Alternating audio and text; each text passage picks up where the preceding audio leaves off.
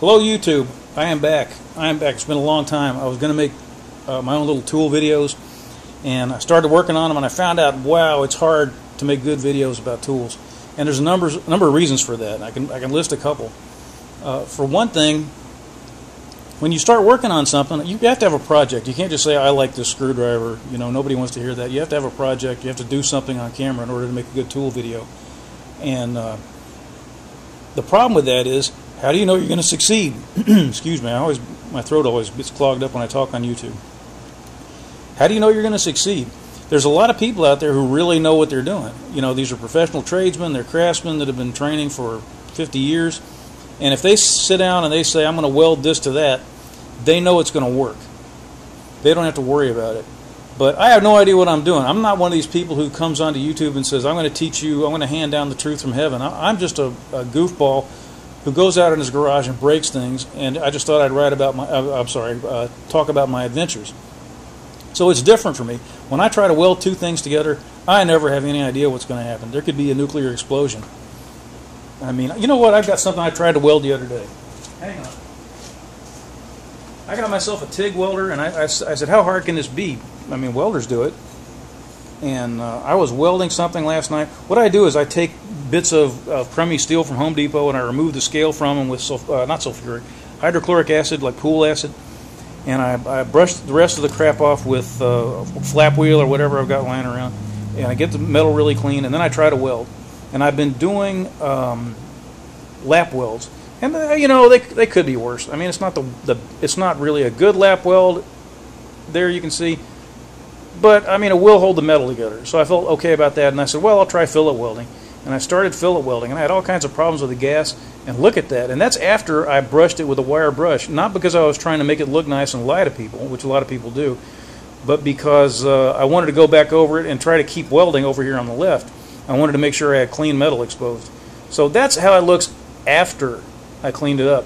And I have no idea what happened. I can't even tell you. So what if I had sat down to make a video about my TIG welding adventures, and I said, here I go, I'm going to weld a fillet weld, and then I produced that abortion and put it out there for you. So it's not easy creating these things. Also, the video part itself is not that easy. It's much easier than it used to be. You just get an old cell phone and film yourself and upload it to YouTube. It used to be that you had to get a camera with tape in it or something like that. I've got one of those. I've got two of them, as a matter of fact. I had one that kind of crapped out, and I got another one. Those are a pain to use. It takes forever to upload the video, and then you have to get some kind of software. I have something called Sony Vegas, and it takes forever. So that's kind of difficult. Although it's easier now. I mean, you can upload stuff quickly from phones, and you can use better methods of connecting to the computer. But it's not easy. I'm thinking about getting a GoPro. It's supposed to be easier that way. So a lot of stuff has happened. Also, I'm planning to move. I'm in the Miami area now in I would say like a 24-foot square garage. I don't mean 24 square feet. I mean 24-foot square. And I've got two motorcycles in here, and it's not easy to get around. And I'm in the process of moving to northern Florida, where if there is any luck, if things work out, I will have about 1,800 square feet of tool room. And if that happens, I will just, when I die, I want to be buried in that shop. I mean, it'll be the most wonderful experience I've ever had. So there's kind of a limit to what I want to do while I'm cramped in this little area. But I thought today I would make a little video about hand planes. And you know, let me. I should have prepared for this video, but I don't do that because that would be intelligent. I'll grab a couple of hand planes that are about 2 feet away. I don't want to see what's going on. Yeah. And okay. I try to learn a little bit about every kind of activity that you can do with tools. I'm not a dedicated machinist. I'm not a dedicated woodworker. Mainly I buy tools and try to get them to where they will work and try to develop a tiny bit of competence with them. Because, as I've said before, I just want to feel like when I walk into the garage with a job in mind, there's some tiny possibility that I will be able to accomplish it. And the more junk you accumulate and the more little bits of skill you have, the more likely it is you'll succeed. Or at least I feel that way. Maybe it's a delusion. So I have a certain number of hand planes and things. I got into that and joined woodworking forums. There's a woodworking forum at sawmillcreek.org, which is really good. Anyway, so I don't just do machining and welding. And I got myself some hand planes because I wanted to get into hand stuff. people don't like hand tools when it comes to wood. They like power tools, and that's unfortunate because power tools they're not always superior. Sometimes they take so long to set up and use, you can actually get something done better and with less mess and with less dust, which is bad for your health, with a hand tool. And it's great to have the skills, and the tools are usually cheaper, not always. It's wonderful to preserve these skills and to be able to do the things that the people did 70, 80 years ago. That you know how people are now, little hipsters in their skinny jeans that are just barely men. Life didn't used to be like that. So I don't know. It's nice to be able to use the old tools, and sometimes you can get them fairly cheap.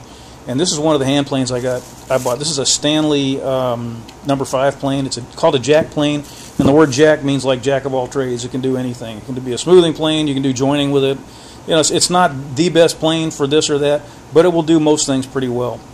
And unfortunately, I bought the corrugated version. It has these things on the bottom, and these grooves, Stanley put those in there as kind of a gimmick a long time ago to make the plane easier to push. And I like them because I think they look cool. So I started trying to collect planes that had these things in them. Let me see if I have a piece of wood here. Well, you know what? I'm not going to go searching around for a piece of wood. I will grab a piece of aluminum, and we'll pretend that it's wood. I'll show you why you probably don't want to get a small hand plane like a number 5, number 3, number 4 that has these grooves in it. And I learned this from Paul Sellers, who's a great woodworker who has a channel you should watch. Sometimes you will not want to. Sometimes when you planes, let's say this is your wood, sometimes you just want to go right along, you know, parallel to the whatever it is you're doing. And if you're doing that, then it doesn't matter. These grooves don't matter. But sometimes you'll want to go this way. You know, sometimes you want to go at an oblique angle to prevent tear out or for some reason. And when you do that, you know, you've got this going on. And you can bang up the edge of your wood. I didn't know that. So fortunately, I don't have very many planes. And so I didn't really commit to a lot. But if you decide you want to buy hand planes, my recommendation is don't buy the ones with the grooves on them. Now, I don't think it'll matter if it's like a number 6 or a number 8 or a number 7, because you're not going to use those probably going sideways across the wood. But if you're getting like a number 4, number 5, number 3, my guess, and it's just a guess because I don't know what I'm doing, is that you should stay away from the corrugated planes. So, planes. I wanted to talk about planes today because when I first got into this business, trying to find out what kind of tools I needed, I got advice from forums, internet guys, and some of it was really bad. When the internet gets involved with an activity, people kind of go insane, and they start talking about things that never occurred to real people who did real work before the internet existed. And now if you go to a woodworking forum, people will say, oh, well, if you want to do good work, well, let's say you're a high school kid and your disposable income is $30 a month, and you want to get into woodworking, you go to a forum and they'll say, well, you know, you need this, they need a Lie-Nielsen plane. Lie-Nielsen is an expensive plane brand. Or you need a Veritas plane, and Veritas is a less expensive but still expensive plane. A Veritas hand plane will cost you maybe $350 depending on what size you get. And they'll say, well, you can do acceptable work with a Stanley, you know, or you can do acceptable work with this other kind of plane or that other kind of plane. And they make you feel like if you get a Stanley that you're cheating yourself. And there are hand planes out there. I looked one up the other day. I was joking and I said, I'll bet you could spend $4,000 on a hand plane if you tried. And I Googled, and 2 seconds into my Googling, I came up with a $7,400 hand plane made by a guy named Carl Holte. And I don't know if this guy is the greatest craftsman on earth or the biggest con artist that ever lived. $7,400. Look him up. You'll find him if you look. One hand plane. And these people who say these things, they give you the idea that if you want to get into woodworking, well, you just can't. Because just to buy the planes is going to be $5,000. Even if you don't buy the holy ones made by Carl, it's still going to be so expensive you just can't do it. And that's not true. That's really not true. And it bugs me. It sticks in my craw. I'll show you another hand plane. It's the first hand plane I ever got. And I shouldn't say got. I'll say I stole it pretty much. This is a number 4 Stanley, smooth on the bottom. Found it in my dad's garage. Don't know how I got there. He probably doesn't know either. Maybe a tenant from one of his rental properties left it and he confiscated it, or maybe a tradesman left it while he was working. This thing, I'm going to guess, was probably made around 1980, something like that. Not a good time for Stanley planes. Nobody ever says, "Oh, if you want a Stanley plane, make sure you get the disco era because those are the best." It has plastic handles on it. They call this thing a toad, and I think they call this a front knob. I don't know. To me, it's handles. They're plastic. They have a little molding seam on them here that you can feel, and yeah, I don't know. It's just a cheesy kind of a plane. And I saw this thing, and I thought, well, maybe I can learn a couple of things from it, and I'm bored. So I took it apart, and I did what's called fettling it, which means I fixed it so it would work. And you can see this plane is, it was in bad shape. It was rusty and cruddy, and it was lying on the floor. And I don't know if you can see this stuff here. That's not surface rust. Those are big old pits. When I buy a plane now, I will not buy a plane that has that. And the reason that I will not buy a plane that has that on it is that I'm a snob. It has no bearing whatsoever on the way the plane works. It just bothers me. Anyway, that's the kind of plane I was working with. So I took it apart, and I took this blade out, and I sharpened it on. I didn't use. Here's another thing. These guys, these snobby guys on the forums, they'll say, "Oh, you have to have an India stone. You have to have a Japanese water stone, and you have to keep it in a smelly Tuppermade container." Tuppermade. That's a new. That's what is that? I made that up. It's not Tuppermade. It's you have to keep it in a Tupperware or Rubbermaid container full of water that grows algae and stinks, I assume. And you have to sharpen your blades that way, and they have to be able to split a cat's whisker and all this nonsense. I'll show you what I used to sharpen this. Hang on.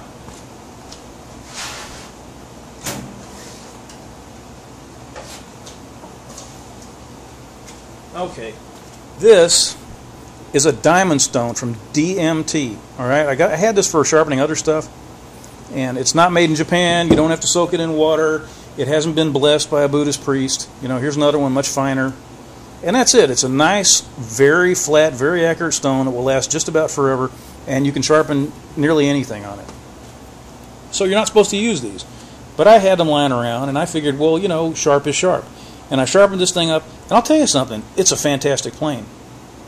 It's wonderful. Probably came from a Home Depot somewhere in Miami, and, as I said, the disco era, back when Bruce Jenner was a man and was wearing a white suit. And it's phenomenal. It's as good as this thing.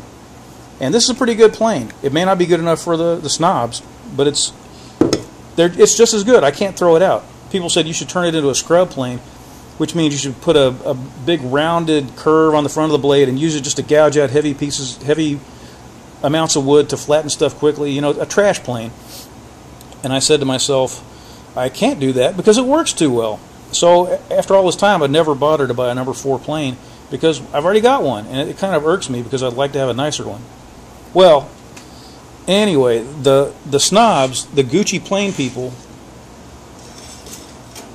have been getting on my nerves recently because I saw a video in which a guy who has been, I think, corrupted by them tested a bunch of planes, and he tested a Veritas, which is $350, and he tested a Stanley, which he got for like $45, and he also got a Harbor Freight plane. Harbor Freight makes planes, and here's one right here you can see.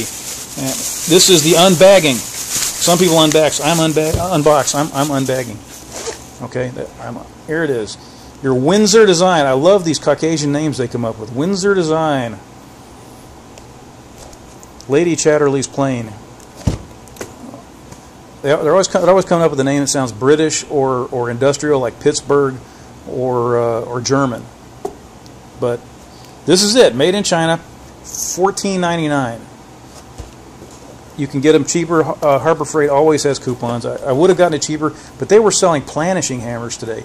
And planishing hammers are fantastic tools, and the ones Harbor Freight makes are actually pretty good. The hammers that come with them, the air hammers, supposedly have been people criticize them, but you can get an air hammer cheap and stick it in there and replace it. And I already have air hammers lying around. This is a tool that usually costs like $300 or something like that. $185 an ordinary tool right now. Same tool. And I felt like if they're going to give me this thing for that price, even though I don't really want one, I'm going to get it. Because I might want one later, and I can sell it on Craigslist for more than I paid for it. So for $68, I think, I got a stand and a planishing hammer with a pedal and an air hammer included with it. And the people at Harbor Freight used my 20% coupon on that instead of this. So here it is. Oh, no, it's not even inside the bag. Oh, no. Oh, now I'm upset. Now I'm upset. Oh, this is dreadful. This is dreadful. See this? It's got a bag that came with it, and it's already out of the bag. I just grabbed one of these things off the shelf, which is something I would criticize other people for doing. Oh, no. And it's got some crap on it. Look at this. Somebody's used this. Somebody's tried to use it. See that? Oh, no. It's used. All right. Well, let's forget about that. It's not damaged. It doesn't. Nobody ran into any nails with it, I guess. There's virtually no edge on this plane except at one corner. I don't think it's been sharpened. But anyway, that's it. Very nice wooden handles. Absolutely nothing wrong with these handles. I don't know if they're the same size as a Stanley handle. If they are, you could pop these off and stick them on a Stanley. The wood looks very nice. No problems. Nothing obviously wrong with it. So what I'm going to do is I'm going to pop this into I'm going to find a piece of crummy wood. I want to throw this into the vise just the way it is and see if I can cut anything. And I can tell you right now, the answer to that question is no. Okay, I've got a piece of fine Harbor Freight lumber. I don't know what, not Harbor Freight, Home Depot, only the finest. I don't know exactly what it is, some kind of piney thing. And to prove that it's real wood, I'll use my number 4 terrible, cheap Stanley plane and just throw out a couple of shavings for you. So there's a shaving, proves that it works. So there you go. This is wood. Harbor Freight time. Alright, I'm not too thrilled with these things that I suppose are intended to adjust it. Alright. And the blade is in contact with the wood. And I see now why they got this powder. Because this blade is so dull, all it does is scrape. Let's see if I can take that out. I don't even know how this works. I've never seen... This is how cheap Chinese planes are made right now. Stanley sells a plane that looks like this. So there's your plane iron. And... Okay, a plane iron, you should be able... When you put it in the plane, you should be able pretty much to shave with it. And you can't shave with this one. Maybe you could shave ice to make snow cones, but certainly not a human being. So I'm going to work on that. Before I get to work, oh, I bumped the tripod. Sorry about that. Before I get to work on the blade, the cutter, the iron is really the proper term for it. Before I get to work on that, I want to see how flat the bottom of the plane is. And to do that, I marked it up with a blue Sharpie. And this is a good tip I learned from other people on the internet.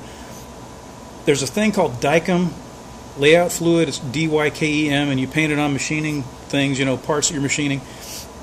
And when you start cutting, it shows you where you're cutting and where you're not. And it's useful for a lot of stuff. But it's a big mess, and it's a pain to use. And someone a long time ago figured out that Sharpies were better in many circumstances. The film they leave is so thin it doesn't affect anything. They're very easy to clean off with alcohol. They stick pretty well with oil when you're cutting. And for some reason, blue works better than black. It goes on better, and it's easier to see what you're doing. So I'm going to do, you're not really supposed to do this on a stone, but it should work. I'm just going to push it up and down on a stone with a little glass cleaner on it and see if I can see where it's contacting the metal and where it's not.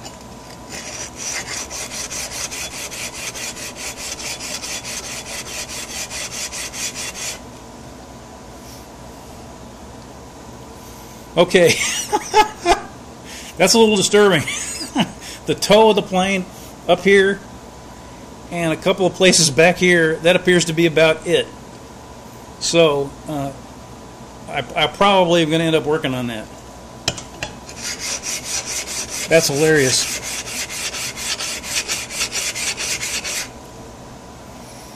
Oh my gosh, see that? The heel and the toe. Alright, well I should have seen that coming. I mean, I did see it coming. Who am I kidding? So the plane, I don't really feel competent to instruct people about anything, but I will just say what I do to sharpen planes. You can buy a jig, and you can use a bench grinder. Bench grinder is kind of a pain because it's very easy to blue out the metal, to overheat it. I don't know why they don't make plane irons out of high-speed steel, because then they would have much more tolerance for heat, but they don't apparently. So what you do is you can do, if you don't want to use a jig, if you want to be a real man about it, you just do this on a whetstone, and you make sure you match the angle correctly, which is about 25 degrees, and eventually you will get something that resembles an edge. And when you get, and also something else you want to do, sometimes these things are spoon shaped on the back, like there's a depression here or there's a hump or something, and you can put Sharpie on it or whatever and slide it around like this and see how it looks, and make sure you don't have a big depression here. You don't really need to grind the whole thing, just the area that you're likely to sharpen. So basically this is what I'm going to be doing, and then toward the end I'll be trying to put a very small curve on it, a few thousandths on a side, so that when you cut wood with it, you don't get two corners, that are deep gouged into the wood. The corners will be slightly higher than the rest, but it won't be a sudden break at the corner. It'll be very gradual. Supposedly that's the best way to do it, and I agree with the people who say that. What they say makes sense to me. So I'm going to be using this coarse diamond stone, and I'm going to be moving to another one, and there's really nothing to it. You're just doing this and cleaning it with your window fluid, and once in a while you turn it over and knock the burr off the back. So I don't think I want to show you the whole thing. I'm getting into this a little bit, and I thought I would check the back of the blade, the back of the iron. I always forget to call it an iron, and see. I've already done a little bit on this, so I'm cheating, but I just want to see how flat it is. So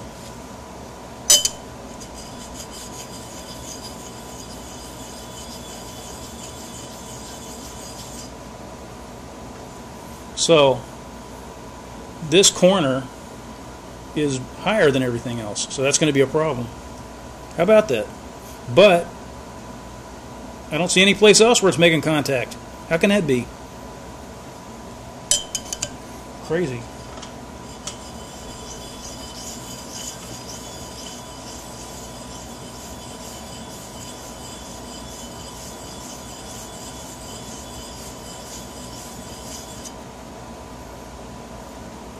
It's coming off a little bit on this corner. So I guess this thing is a little spoon shaped.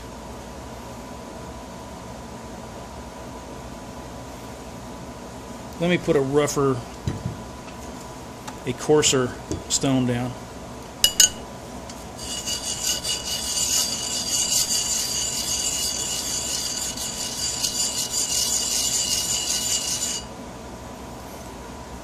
Yeah, this is pretty bad. Okay, I'll shut this off and get back to work on it. I want to show you how I'm doing. I've been at this for about a month. No, not a month. I've been at it for 4 or 5 minutes. And you can see the stuff's coming off, and right in through here it's kind of flat, and over here it's getting flat, and right in here and right in here it is not. So, and I'm using a DMT coarse stone, which isn't very coarse. It's not all that coarse, but it is fine. It is flat, and that's a good thing. I'm not sure I pointed out why I'm doing this exactly, because my mind rambles and I didn't make notes, because I'm not trying to make a living at this. I don't care if anybody likes me. I don't have a Patreon site, so I'm just winging it. What I meant to say about the guy who was doing a video on these things before, he did a shootout with a Veritas, an expensive plane, a Stanley, and a Harbor Freight, and he concluded that the Harbor Freight took 20+ hours to get it working correctly, and that the blade was too soft, and that there was no point in ever buying one. There are other people on the internet, on YouTube, who've fixed these things up, and they have found that they work. And I'm not going to say that they found that they were great tools that you would really want to have, that you need to run down to Harbor Freight and buy them before they regain their sanity and start selling them for $500. But the point is, other people have made them work, and I wanted to see if I could. So I'll be back. Well, I'm still working on it. I would guess by the time I get this thing done, I think you can see there where the high places, well, the low places are. I would guess by the time I get this thing done, I will have put in a little over 20 minutes just on one side. I'm not even sure it's really necessary. I think when you have a spoon-shaped plane, this is really more like an S-shaped plane, by the way. But anyway, I think when you have irregularities like that, you can still use it, but it's just harder to sharpen because you have a lot of weird things going on. Maybe I'm wrong. I'm not an expert. So a little bit more. I'm using Django Reinhardt in the background to give me some rhythm. I'm Caucasian. I need all the help I can get. I want to take a second to show you what's going on with the other side of the blade. Just to kill the monotony, I decided to work a little bit on the bevel, and that's what I'm getting. So it is really not in good shape. It's really sad because some guy bought this thing and tried to use it and made powder and started cursing. And because we're in Miami, he was cursing in Spanish. And he threw it back in the box and took it back to Harbor Freight and never tried. He's probably never going to do woodworking again. You know, he really didn't have a chance without a little knowledge. So, back to work. Still working. And I wanted to show you what else I've been doing. Here's my plane iron. See, I said iron that time. I remember not to say cutter. You still see there's some deep places right here and way over on the corner. And by the way, you know those great mechanics gloves that people wear to keep their hands from getting dirty? I don't have those. So, learn from my stupidity. Here's what I've been doing. I've been looking over the top of this thing. I don't think I can get this on camera, but you get the idea. This is a machinist square. Just a second. I was interrupted in my important work. So anyway, this is my machinist square. I have a bunch of these, and I was holding this thing up here like this. And what you do is you look for light coming through. And what I want to see personally is a little bit of light at this end and a tiny bit of light at the other end. And that tells me that I've got a little rounded, little radius to the top of this thing. Right now, I don't have that. The boys in the grinding room at Harbor Freight have really done a number on this iron. In addition to making it an S shape, where this is one curve of the S and this is the other curve of the S, they also made the top kind of U-shaped, So I'm having to grind that out too. So I give the guys that I thought were princesses and snowflakes who weren't willing to do this, I give them some credit. It is a job, but it's kind of fun. I'll get back to you. Well, I got an update for you.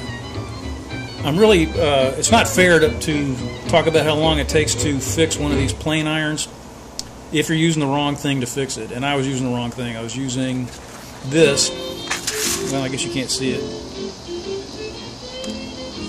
This is my sophisticated camera at work. So I was using this very nice stone. It's an extra coarse DMT diamond stone, but extra coarse by DMT diamonds is still pretty fine. And so I decided it's not really fair to criticize the tool if you're not doing what's right to begin with. And I decided to get myself some sandpaper. Sandpaper has changed a lot. It's amazing. It seems like whenever I go to the store, something new and interesting is going on and I've been left behind. Like I go outside and suddenly everybody is standing upright and using tools, and I just don't know what to make of things. And sandpaper keeps changing. It seems like abrasives keep changing. I went to the store to get some sandpaper, and when I was a kid, all the sandpaper was kind of brownish, and it probably had real sand on it. I mean, it didn't really, but you know what I mean. It was, if you got it wet, the sand fell off, and it just wasn't that great. And then it got better and better and better. And one day, I guess it was probably a couple of years ago, I went to the store and they didn't have my regular sandpaper, and they had this stuff, which is pink, and it's made by Norton at Home Depot, only the finest. And you can wet this stuff. You can put water on it, and it sands anything. I mean, if what they say on the box is true. So I decided I've used this stuff to do work on blades and so forth. And I thought, well, I'll just throw this. I'll use this to keep it flat. I'll put it on top of this, and I'll try it wet. I'll try it with some Windex or window cleaner. I shouldn't say Windex. That's not what it is. And then I said, well, I'll also try it dry because maybe the window cleaner is screwing up the sandpaper, and it should be faster than this stone. So it is faster. It moves a lot quicker. So my new estimate as to how long this should take for a person who's doing an intelligent job of trying to flatten this thing down. 15-20 minutes, not the 3 weeks that I'm taking. So I'll be back. I'm at the point where I consider this thing usable. It's got little tiny scratches here and there. None of them quite make it up to the tip of the blade. If you were to sharpen this thing and it had deep, look at the scratches back here, they're almost like it's machined. And if you had those up here on the back of the bevel, then they would be in the edge when you sharpened the edge. No matter how fine the edge was, those little scratches would come out in the edge. So I don't want that, but these are not quite up to that level yet. If I wanted to use this thing in the future and be serious about it, I'd spend another 10 minutes, removing the stuff. I think if I had used like 60 grit sandpaper, I would have been done in 15 minutes, but I was screwing around. So I've done this. Now I'm going to fix the edge using the machinist square that I showed everybody a while ago. I know that this thing is dead square now, and there's a dip of less than 1,000th up here. You can see a gap between a square and a piece of metal less than 1,000th in width, and that's where I am now. I can barely see that gap. So now I'm going to put a slide bevel on this thing, and we'll see how it works.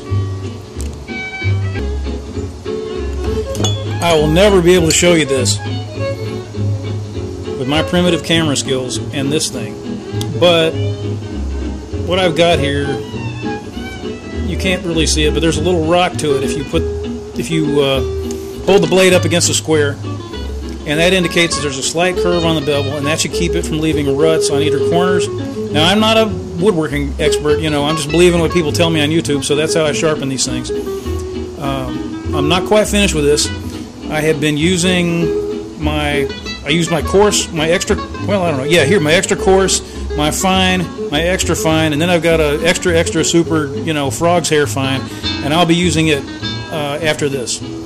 So all I'm doing is I'm sharpening it in a curve motion like this. Well, it's hard to do, make the camera see it, but the idea is you make one side travel farther than the other, and that way that side gets taken down more, and then you switch and do the same thing with the other side, and you end up with a bevel, not a bevel, a curve, a radius. One side of the blade is shorter than the other.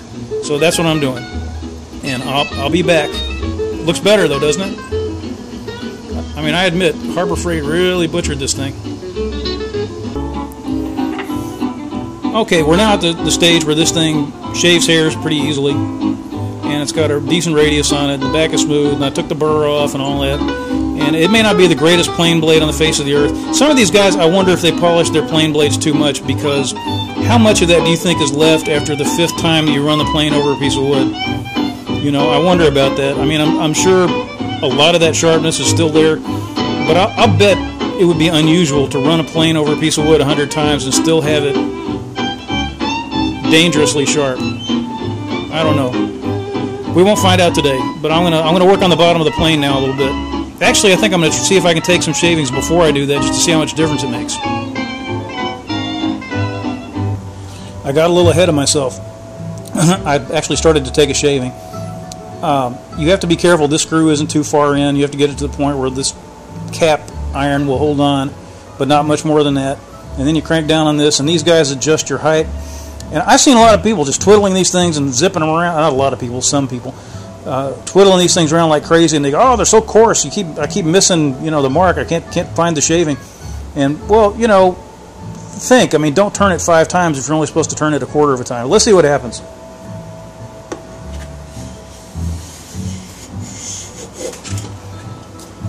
Well, that's my fault. That's bad technique. Okay. Shaving. Sorry about the blue stuff on the wood. Shaving. Is that tearing out there? A little bit.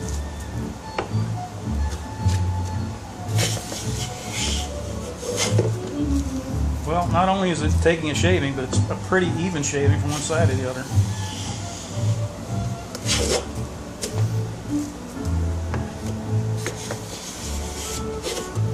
I don't know, just for reference, where is another plane? This one.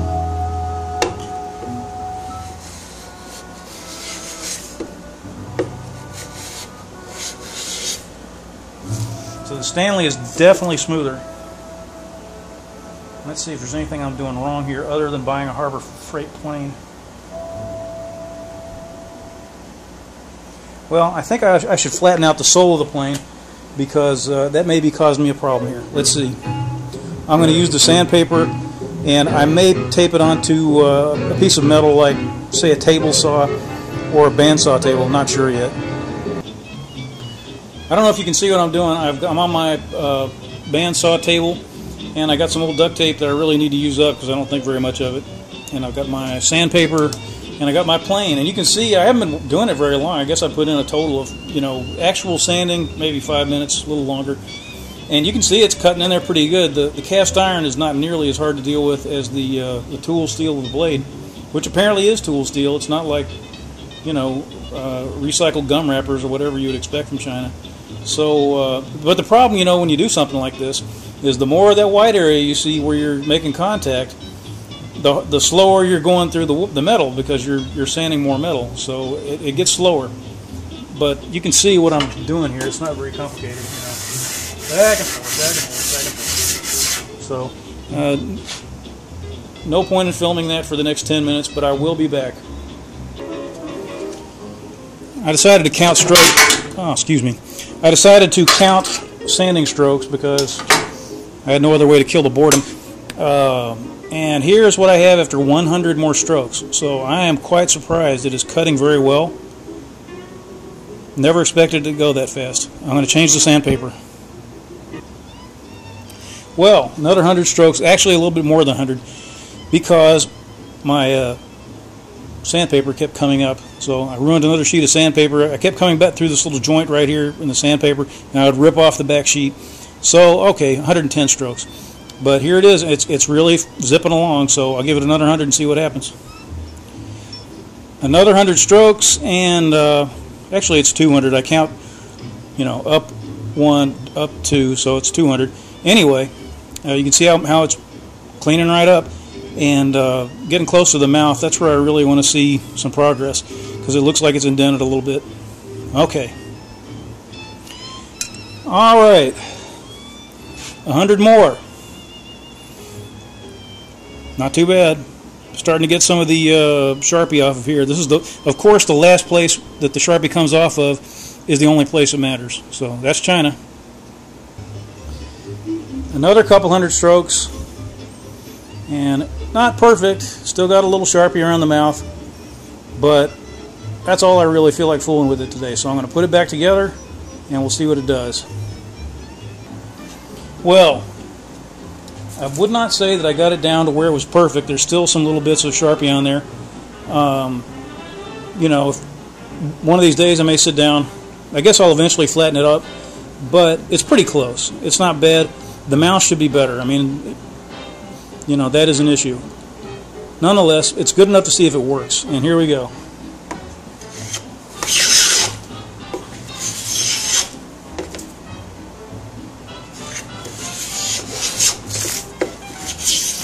Well, that's my bad skills. That is not the plane.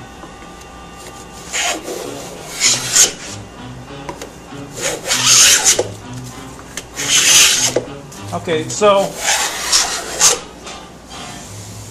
you tell me, does it work or not? I think it works, but here's what I would say about it. The depth adjustment is not great.